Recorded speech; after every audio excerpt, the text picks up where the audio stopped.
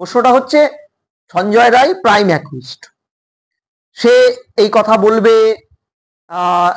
আমি আপাত দৃষ্টিতে ধরে নিলাম যা তথ্য প্রমাণাদি এসছে, তিনি অন্যতম একজন অপরাধী। ফলে অপরাধ বিজ্ঞান বরাবরই নিজেকে বাঁচাতে অনেকগুলো শেষ চেষ্টা করে যায়, বিভ্রান্ত করতে চায়। সেই লজিক দিয়ে আমি যদি বলি, তাহলে আপনার মিডিয়ার সামনেও ঝাঁপিয়ে পড়ে মিডিয়া দেখলেই ও হঠাৎ করে চিৎকার করে ওঠা, এটা স্বাভাবিক। এবং ভবিষ্যতে যদিও ট্রাম্প, পুতিন এদের নামও নেয়, মোদির নামও নেয়, আমরা করবো না যে এটা বিভ্রান্তি করতে গেলে এটা করে। কিন্তু প্রশ্নটা হচ্ছে বিনীত গোয়েলের ভূমিকাটা, সত্যিকারের বিনীত গোয়েলের ভূমিকাটা কি খুব ভালো ছিল? এন্টার প্রসেসে ফ্রম দ্য বিগিনিং ডে, 8 তারিখ 9 তারিখের পর থেকে একটা মিনিটের জন্য আপনার মনে হয়েছে বিনীত গোয়েলের অবস্থান স্বচ্ছ ছিল, বা তার চালিত ডিপার্টমেন্ট স্বচ্ছতার সাথে তদন্তটা করেছে?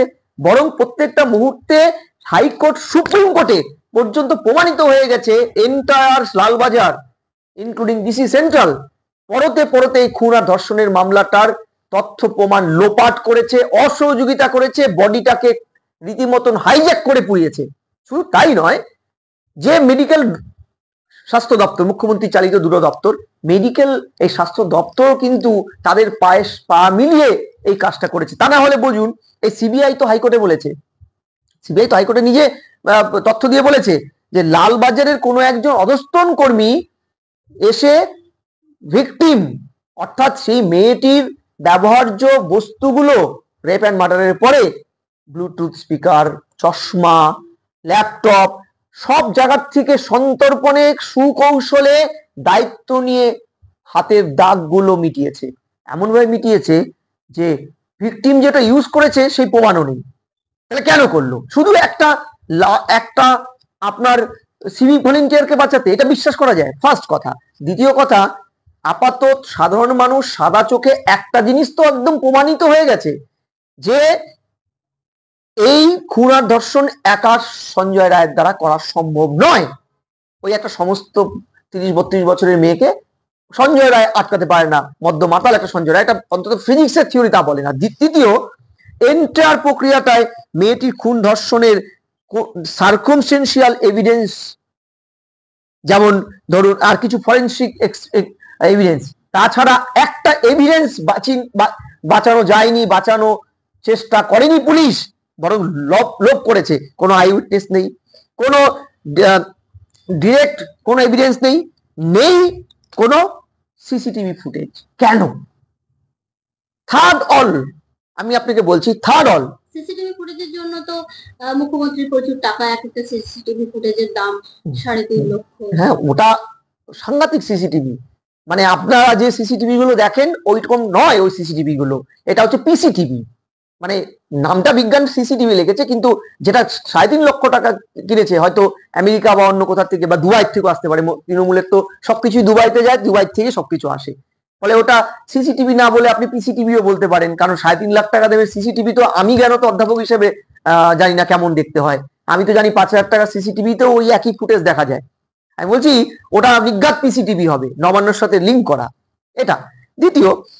দেখুন যে এই এন্টার প্রক্রিয়াটায় কেন বিনীত গোয়েলকে আমরা সঞ্জয় রায় বলতে হবে না, আমরা বিনীত গোয়েলের নেতৃত্বাধীন পুলিশ মন্ত্রী, মুখ্যমন্ত্রী, স্বাস্থ্যমন্ত্রী নেতৃত্বাধীন পুলিশকে, স্বাস্থ্য দপ্তরকে কেন আমরা কাঠগড়ায় দাঁড় করাচ্ছি ক্রিমিনাল হিসাবে?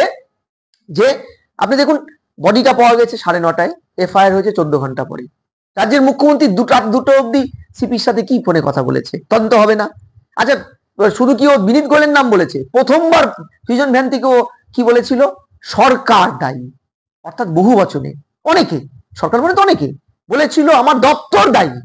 তাহলে সরকারের মাথা তো মুখ্যমন্ত্রী, তাহলে মুখ্যমন্ত্রীকে তর্কের খাতিরে ধরলাম মিথ্যে কথা বলেছে। কিন্তু যেখানে দেখিবে ছাই উড়াইয়া দেখো ভাই, পাহিলেও পাইতে পারো অমূল্য রতন। তাহলে এখন তদন্তর তো সিবিআই হাতরে বেড়াচ্ছে। তাহলে সিবিআই কেন এই কথার ভিত্তিতে এই মুহূর্তে কোর্টের জুডিশিয়ারিতে থাকা সঞ্জয় রায়কে আবার ইন্টারোগেশন করবে না? কেন মুখ্যমন্ত্রী এবং এই সিপি, প্রাক্তন সিপিকে ডাকা হবে না ইন্টারোগেশনে?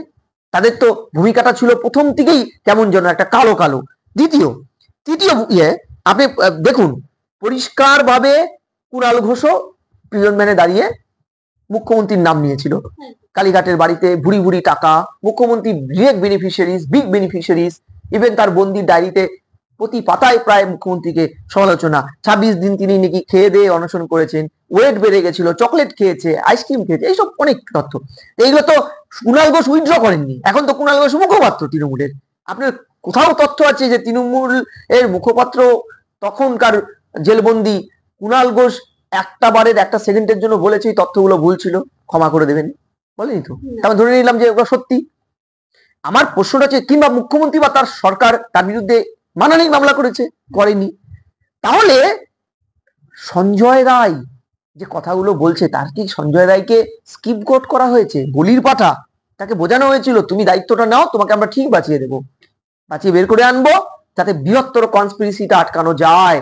কারণ এই বৃহত্তর কনস্পিরেসিটা শুধু একটা সিম্পল খুন অ্যান্ড মার্ডার নয়, ধর্ষণ আর খুন নয়, এটা it's a big big mileage.